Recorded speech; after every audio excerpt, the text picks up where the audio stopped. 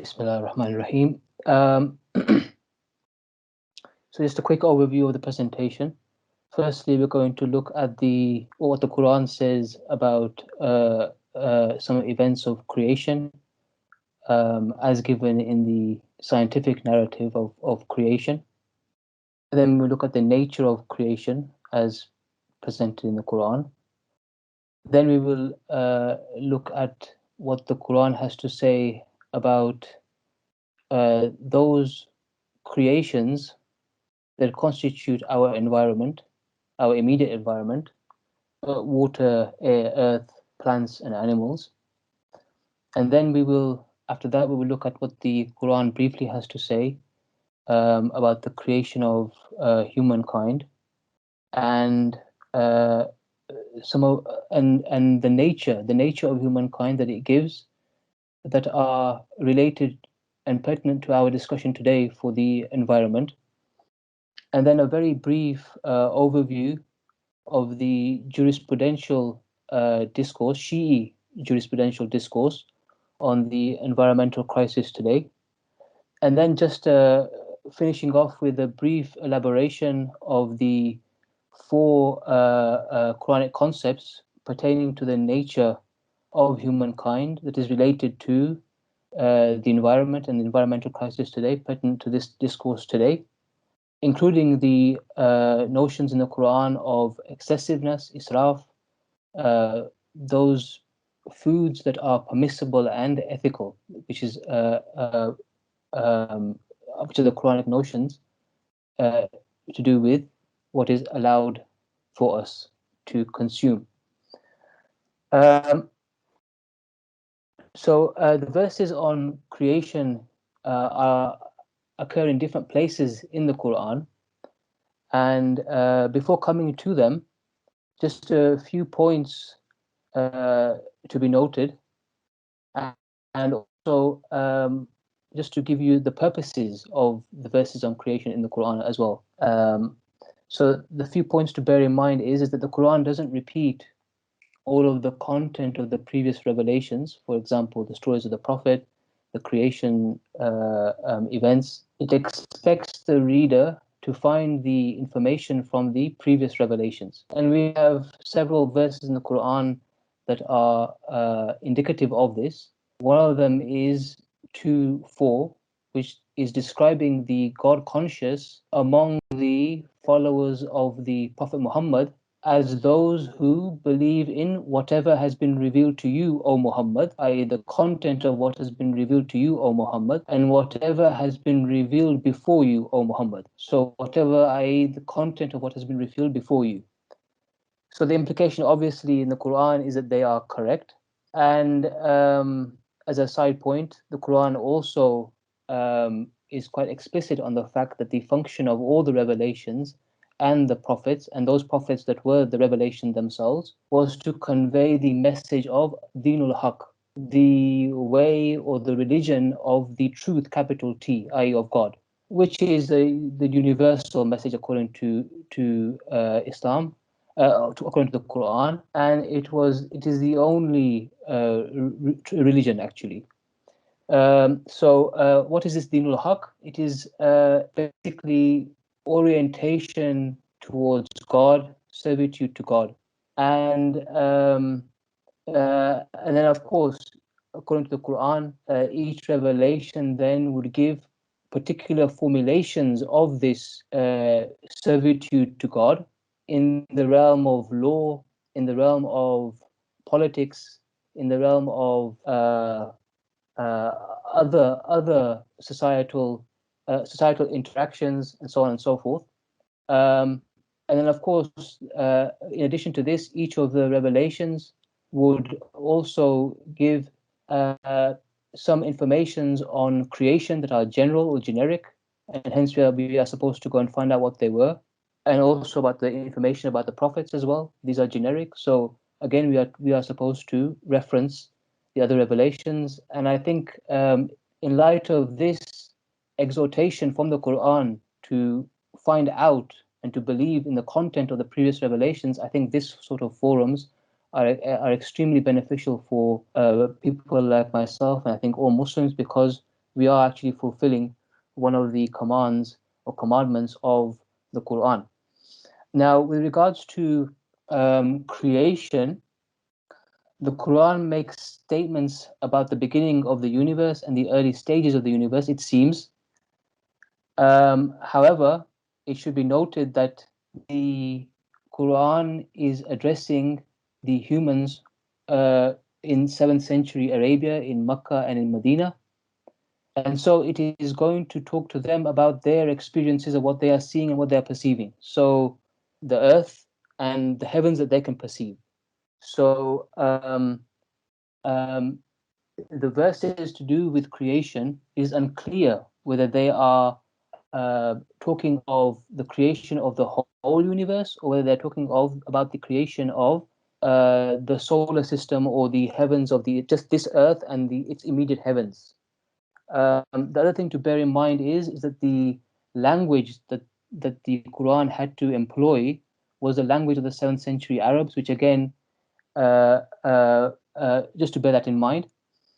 The other point to bear in mind is that in addition to explanations about the creation of the world and its heavens or the universe, the Quran is, which may say is an anthropocentric God, the God of the humans, explaining in time and space how creation emerged and came about. The Quran also gives the perspective of creation from the point of view of the transcendent, where it says, God says, "Be," and it is, which sort of implies a sort of mystery and unknowability about creation as well, and there's this epistemic distance always between us and understanding this reality. So just to bear that in mind as well, and finally, it is difficult, I think, to be definite about which stages of creation the verses of creation are referring to. However, they are ambiguous enough to accommodate any scientific narrative of creation that is evolutionary. So that's the final point. Now, the purposes of the verses of creation, number one, is to give us some information about creation. And secondly, to motivate the reader to think about the order of things and their creator. Now, obviously, the nature of humankind is to think about the order of things, and they were doing this prior to the Quran, or the revelation of the Quran. But the Quran wants to tell us to think about the order of things which is within our nature, but also to link them up with the creator and to have the creator in our minds when we are thinking about the order of things. And lastly, it is to remind the reader that all created things are signs, or we can say manifestations, of the creator. And this is the verse, I think, which will cement this point, or which alludes to this final point. Verily, in the heavens, from 45, 3 to 5, verily in the heavens and the earth are signs for those who believe, and in the creation of yourselves and the fact that animals are scattered through the earth are signs for those of assured faith. And in the alternation of night and day, and the fact that God sends down sustenance from the sky and revives therewith the earth after its death, and in the change of the winds are signs for those who are wise. So signs of what? Signs of the Creator, signs of His majesty, signs of His beauty, and so on. Now we come to the actual verses in the Quran that reference events in the scientific narrative that we have today of creation. And obviously, one of the sort of prevalent view is that this universe began with a bang, the Big Bang, also a bounce. Now, the Quran seems to reference the Big Bang, this high state of density or singularity, but it also should be made clear that in the hadith literature, and also in the Quran as well, there is indication that there may be multiple universes, so i.e. multiple Big Bangs. So we shouldn't take this as the only truth, but anyway, it accounts for it in these two verses, 22:30. The heavens and the earth were joined together as one unit before we clove them asunder. Scholars take this verse by and large to refer to the Big Bang, the origin or the beginning of this universe. However, as already mentioned by Sheikh Arif, it is unclear whether this is talking about the Big Bang. It seems from the way that he's talking about the heavens and the earth, i.e., the heavens of the earth and the earth, it could be well referring to just the our solar system. It may not be referring to the whole of the cosmos. But this other verse may be utilized to support the Big Bang, so or to affirm the Big Bang. 21:104. As we initiated the initial existence, we initiated is some sort of initiation. So we will cause it to revert, to come back. And here and to this effect, we also have a hadith or a narration from the sixth Imam of the Shias, Imam Sadiq, peace be upon him, who stated that the universe began from a duly charged particle. It probably just says like a small particle, and it will revert back to it. So that's the first sort of event and the Quranic and Hadith references. The second one is science tells us that after this, or as soon as this Big Bang happened, there was a expansion and a cooling period. And in the cooling period, we start then to see the beginnings of forms of things, very, very slowly and very gradually. So we start to see the formation of gas and elements, which then later on coalesce to form forms like stars and planets, and then the rest of creation within the heavens, and then of course the earth, and then the creation within the earth. So this verse again has been mentioned by scholars to allude to this scientific event in the scientific narrative. 41:11. He, God, turned to the sky, and it had been as smoke.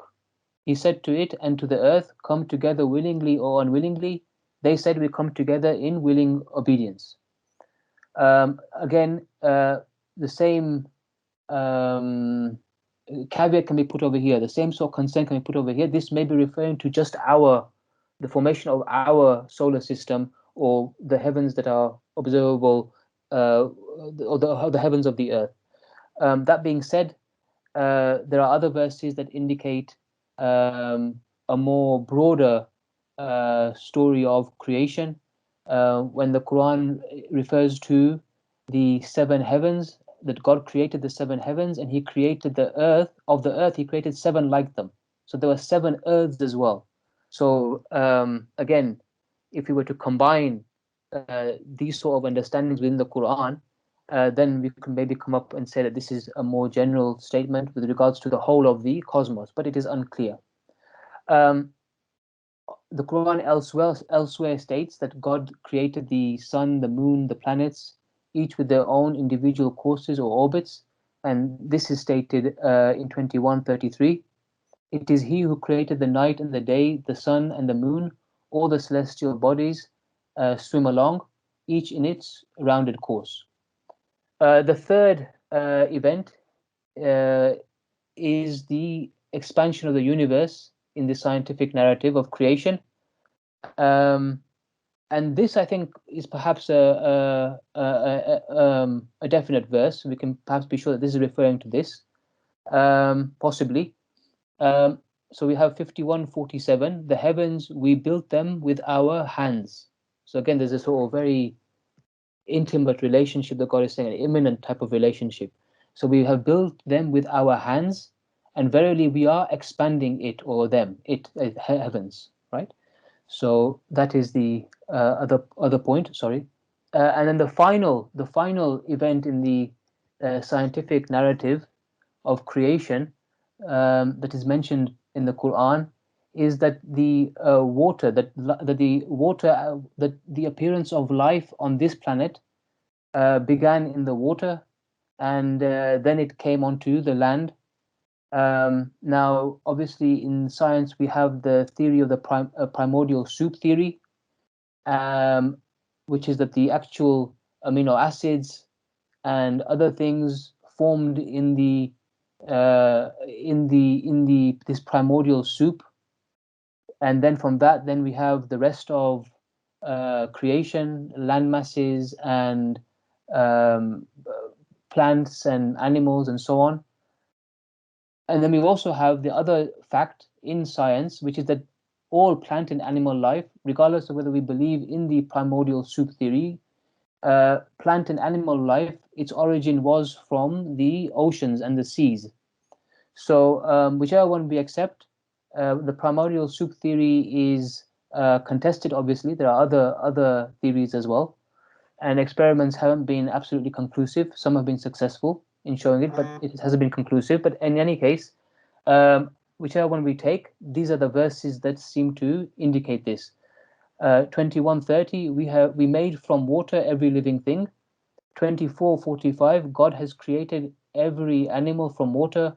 Of them are some that creep on their bellies, some that walk on two legs, and some that walk on four. God creates what he wills, for truly God has power over all things. So these are the verses in the Quran that allude to the events, or some events in the scientific narrative of creation.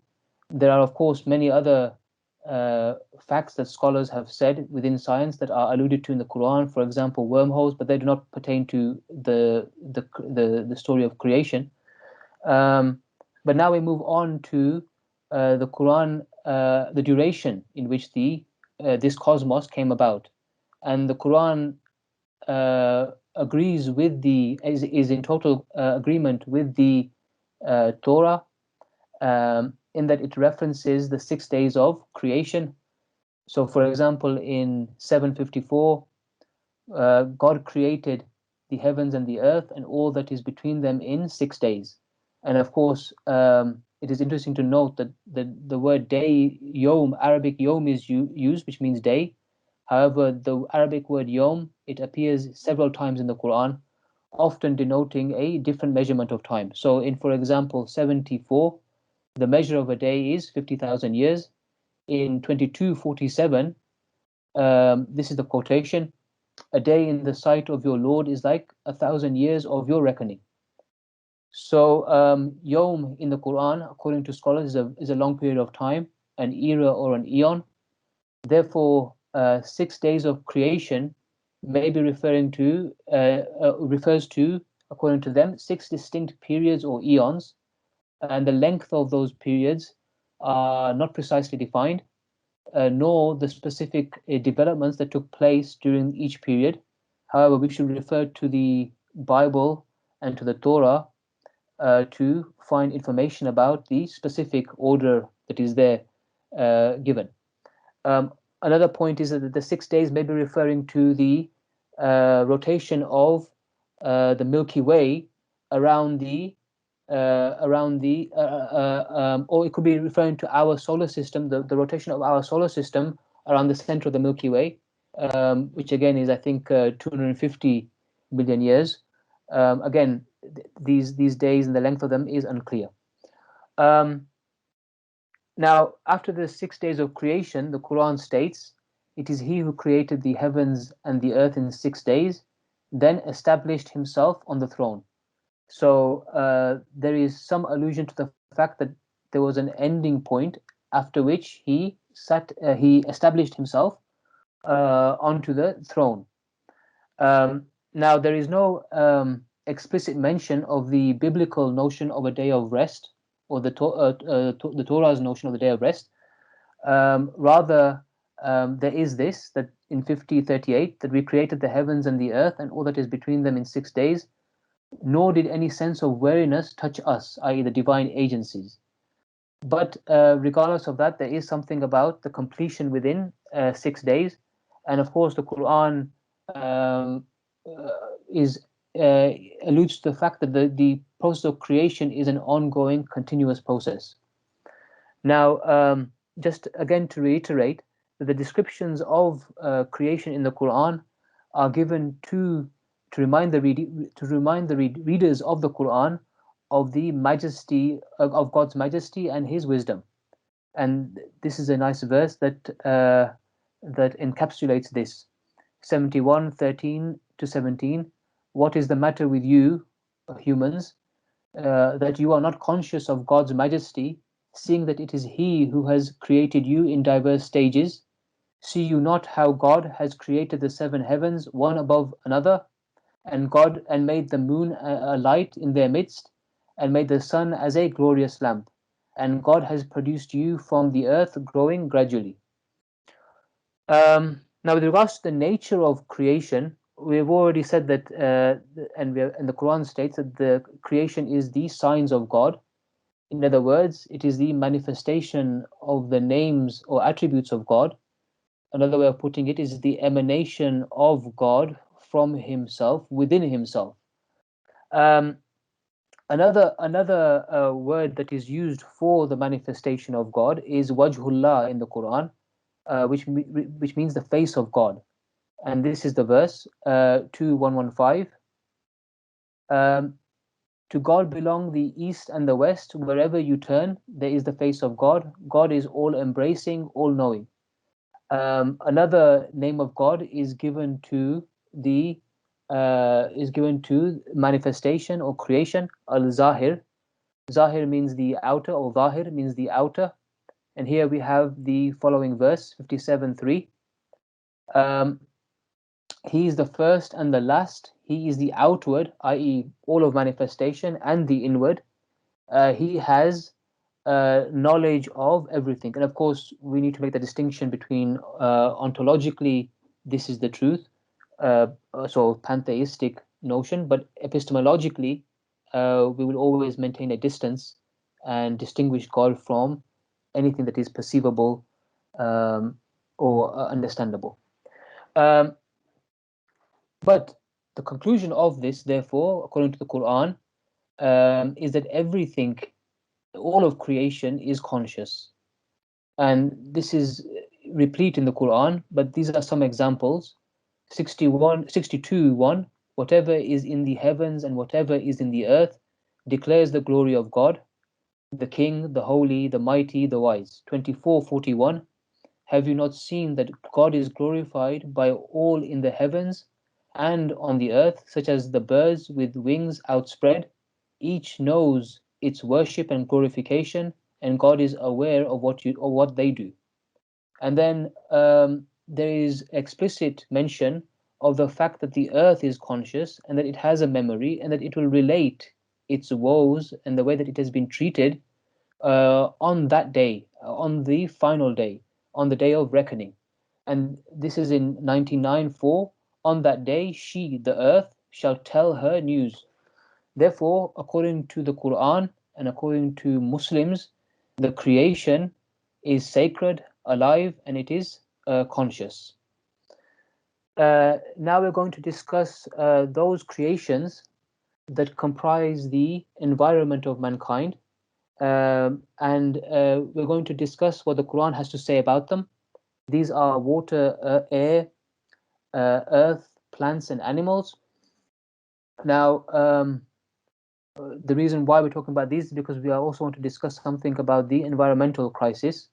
And as we know, the environmental crisis is due to the destruction of ecosystems of the plant and animal kingdoms, and also the pollution of the sea and air and land. And all of this is being done by us.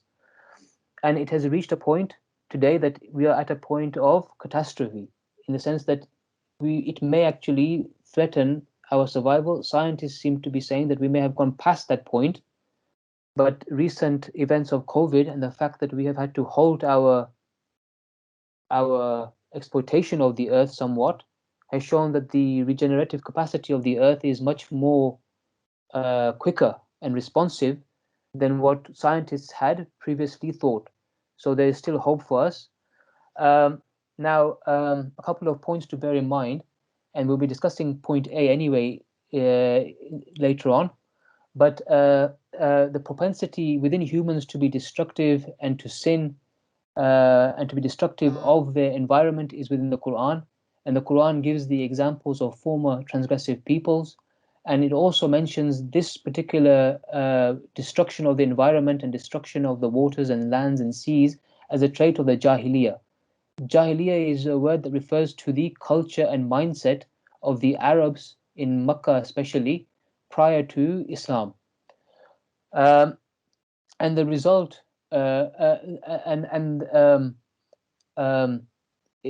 this propensity to be destructive, according to the Quran, is linked to spirituality, i.e., attention to God, submission to God. And if you have a lack of spirituality, submission, and attention to God, then this propensity to be destructive emerges. And the second point to just bear in mind is that scholars today have linked, such as Said Hussein Nasser, they have linked today's environmental crisis, or they have said that today's environmental crisis is indicative of a spiritual crisis. And according to them, largely the cause of where we are today is because we view, or the view that the environment is lifeless matter has become prevalent.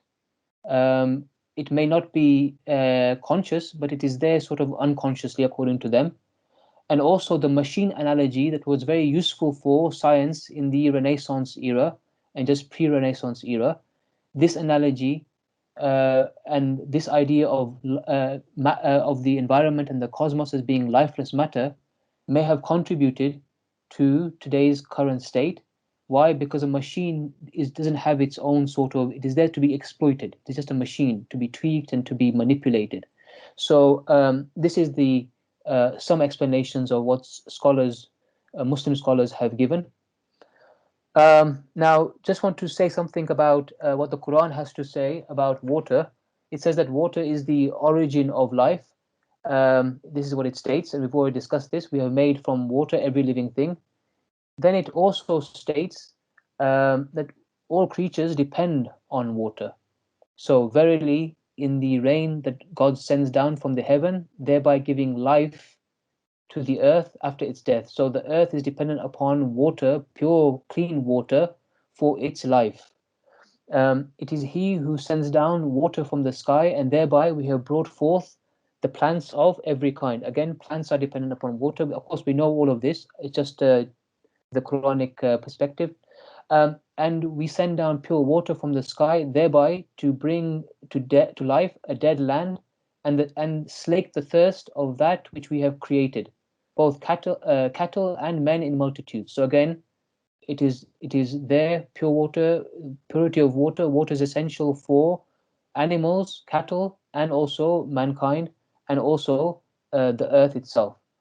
And the Quran, also I'm giving a summary. There's a lot more that can be said, but I'm just giving summary because time will not allow. The Quran then also commands us to value water, and to value water. Have you seen the water which you drink? Was it you who sent it down from the rain cloud, or did we send it? Were it our will, we could have made it bitter. Why then do you not give thanks? So we are supposed to be thankful for water. Water is keeping us alive in this realm. Say, have you considered if your water were one morning to have seeped away? Who then could bring you clear flowing water? I.e., water is from God, and as such we are to thank, and as such we are to keep it. It's obvious that we are to keep it pure and clean. Now, the sharing of waters with creatures is obviously within the Quran, and one of the examples that is given is between the people of Thamud and the camel, and this is what the Quran has to say with regards to what the Prophet Salih was commanded to say to the people of Thamud with regards to the camel. And tell them, O Salih, that the water shall be shared between them, i.e. the people of the Thamud and the camel. These are some of the prophetic narrations with regards to some issues that we are perhaps as humanity performing or are guilty of. The first is the wasting of water. This is the hadith or the narration. One day the Prophet passed by a companion, Sa'd bin Abi Waqas, while he was performing wudu. the Prophet asked Sa'ad, "What is this wastage? Why are you wasting? Why are you wasting water?" Sa'ad replied, "Is there wastage in wudu, in the ablution?" Sorry, wudu is the ablution, the ritual ablution. So is there wastage in wudu also, in the ritual ablution also? Again, this is implying that the Prophet must have been talking about water wastage in other contexts as well. So is there wastage in wudu, in the ritual ablution also? The Prophet said, yes, even if you are at a flowing river. So we shouldn't use more than what we need to. With regards to pollution, this is what the Prophet has said, peace be upon him and his family. Beware of three acts that cause you to be cursed. First, relieving yourselves in shaded places that people utilize, in a walkway, again, that people utilize, or in a watering place. So pollution is, with regards to sharing, this is what the Prophet has had to say, has said, Muslims are to share in these three things: water, pasture, and fire. Here there are some hadiths from Imam Ali, the first Imams of the Shias, peace be upon him. When he was engaged in a battle with Muawiyah, they had initially had access to the river Euphrates, and access to water was given to everybody. But then Muawiyah and his forces captured the waterway, the access to the waterway, and they prevented water to Imam Ali. Imam Ali then afterwards recaptured it, and his companions wanted to prevent Muawiyah from, and Muawiyah's army from, access to water. And Imam Ali ordered access to water to Muawiyah and the animals, and he stated that the water is for everybody: pigs, dogs, land and sea creatures. It is a wholesome sustenance for all of them. Also, Imam Ali, when he would cup water for the ritual ablutions, he would say, "Praise belongs to God," or "Thanks belongs to God, who made water clean, tahir, and not najis, dirty." So again, now we have just a few things, the Quranic perspective, or some Quranic verses on air and wind. Um, the Quran mentions the vital function of the wind, which is pollination, which we all know is essential for life. If there was no pollination, we would not have food. Animals would not be able to eat. There would be no life. Yes. So we send the fertilizing winds. Okay, so the winds that are fertilizing. Then we have also the Quran then talks about the air and the wind as a sign of God's omnipotence, His grace, and the fact that it aids perfection. It aids the perfection of the design in His creation. I.e., it is something that is aiding this manifestation that we see here today. Verily, in the creation of the heavens and the earth, in the alternation of the night and the day, in the change of the winds and the clouds compelled between the heaven and the earth by the winds, surely there are signs for people who have sense. And this other verse, and he it is who sends the winds as tidings heralding his grace, until when they have raised a heavy laden cloud. So again, the clouds are raising the wind is raising the clouds. We drive it to a dead land, and by the wind, and cause the rain to descend upon it, and thereby bring forth fruits of every kind. Obviously, with regards to uh, pollution of wind, air that we are doing, we are going to be, as humanity collectively, we are impeding the above, and we are ungrateful for the above. And so we are, in one sense, trying to thwart the wisdom of God in His creation. With regards to the earth or land or soil, this is what the Quran has to say. The Quran states that that the earth and the soil is essential for human life and for all other lives. So all lives, human and non-human. This is what the Quran says in 55:10. And the earth He has established for living creatures. With the other point that the Quran makes is that the bodies, all bodies, including human bodies, are composed of minerals and elements of the earth.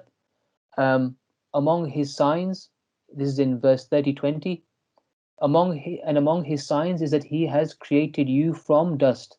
Then behold, you are humans scattered widely. So again, we are composed of elements or dust, minerals of the earth. And finally, the earth alludes to the fact, the Quran alludes to the fact that the earth is our home and the home of all other creatures. And God has made you grow as a plant from the earth. It is our origin, it is our home. Then he returns, then to it he returns you, and he will bring you forth anew. And God has made the earth a wide expanse, that you may traverse its open ways. So again, it's a wide expanse. It is a home for you, and also for other creatures, plants, and so on. Another point that the Quran makes with regards to the earth is that God has made the land a source of sustenance and livelihood for all living creatures. Therefore, according to the Quran, the soil has been made fertile so that vegetation can grow upon it, which all animal life depends upon.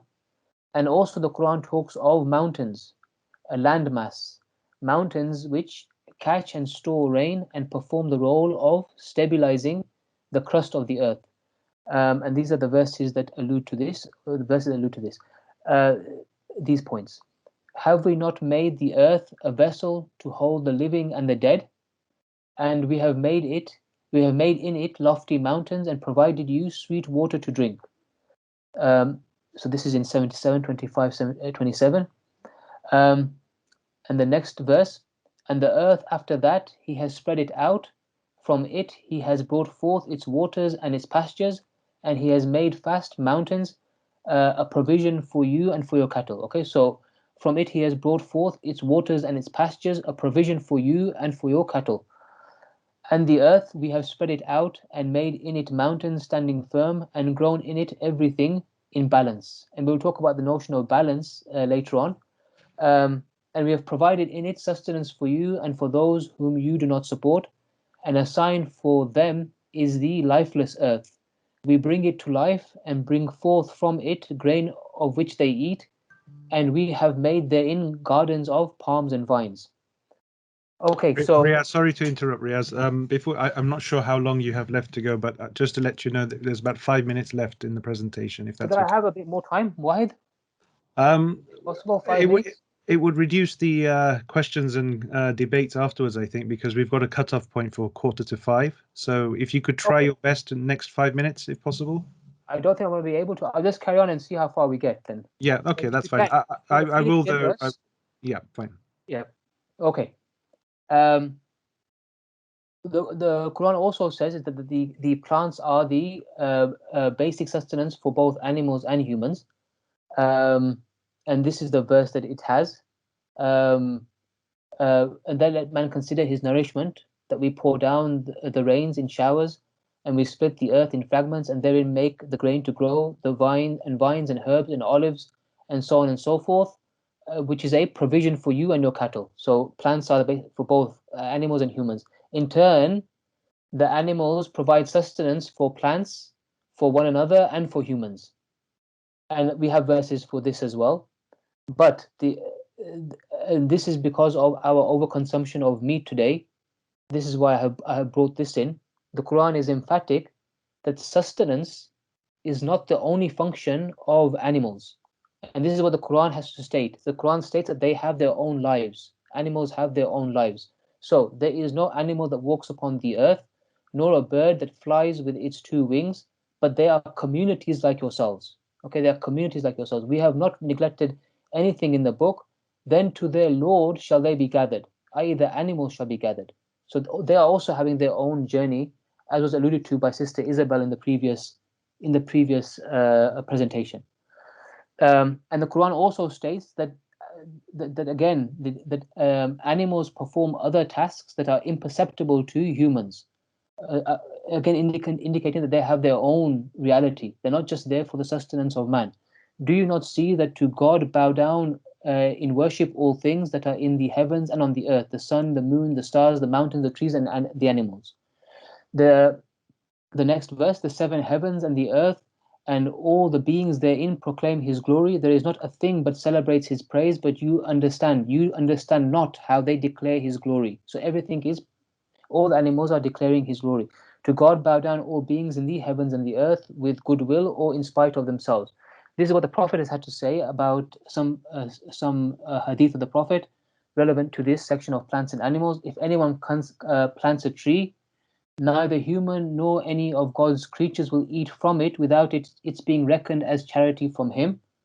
If a Muslim plants a tree, so the first one is anyone. If a Muslim plants a tree or sows seeds, and then a bird or a person or an animal eats from it, it is regarded as a charitable gift, sadaqah for him. He who cuts a lote tree without justification, Allah will send him to hellfire. The merciful are shown mercy by the All-Merciful. Show mercy to those on earth, and he who is above the heavens will show mercy unto you. Okay, the companions asked, O Messenger of God, is there a reward for us in serving the animals? He replied, there is a reward for serving any living being. And then the next one is to do with ethical killing of animals or ethical slaughtering. And there's an emphasis on ethical killing or ethical slaughtering. And Imam Ali alayhi salam, peace be upon him, has said, partake of it, the earth, gladly, so long as you are a benefactor, i.e. you're putting more in it than you're taking out, not a despoiler, a cultivator, not a destroyer. With regards to the creation of humankind, the Quran makes a very odd statement, or you can say, yes, an odd statement, in that it says that God created human with his two hands. Now, elsewhere it talks about God creating with hands or with a hand of God. But with regards to humans, it said that I created them with my two hands. So this is according to scholars, this is a distinction given to humankind. And this is the verse, O Iblis, the entity that then became one of the devils, Azazel, O Iblis, what prevented you from prostrating unto one I created with my two hands? Were you arrogant or were you haughty? According to scholars, this accolade of his with my two hands implies that humankind is a unique life form created in a special way. It has unique gifts and abilities, unlike other creatures. So all other creatures have the following, according to Quran: a soul, a conscious, knowledge, free will, or volitional choices. But humans have it to the maximum capacity possible in this earth. Now, a few verses on the creation of humankind. Obviously, there are many verses talking about the creation of humankind, or the origins of humankind, but just a few over here. Now, when you're talking, these verses all pertain to the creation of the physical body or the body of the humankind. There is allusion in the Quran to the fact that the human soul existed prior to the creation of the Prophet Adam, and this is in verse 7:11. In verse 4:1, we have the following verse: mankind, fear your Lord, who created you of a single soul, and from it created its mate, and from the pair of them scattered abroad many men and women. So here, this is alluding to the Prophet Adam and to his mate, the Lady Eve. And then we have this other verse. Again, it's the same as the previous one, but in a different place. Then we come to the next verse, which is 49:13. And this is, O humankind, we have created you. So it's addressing all of humankind. We have created you from a single pair of a male and a female, and made you into nations and tribes. Nations and tribes have their own cultures, religious cultures, have their own ways of doing things, have their own languages. Okay, so, and have made you into nations and tribes so that you may know each other. Okay, and then this is added by myself or by other scholars, not that you may despise each other. Verily, the most honored among you in the sight of God is the one who is most righteous of you. So again, this is talking about righteousness and being God-centric, God-directed, as the criterion of the most honored among you, and honored among you amongst all the nations and tribes, not just the Muslim community. Um, and God has full knowledge and is well acquainted with all things. Um, another point, another verse which talks to the fact of how we are actually in reality a single soul. It talks to all of mankind as a single soul. So neither your creation nor your raising is anything but as a single soul. Surely God, Allah, is hearing, seeing. Riaz, I'm afraid that's That's our it. time. Yeah, that's I our didn't time. get I'm much done afraid. at all. I wanted to say much more. Okay.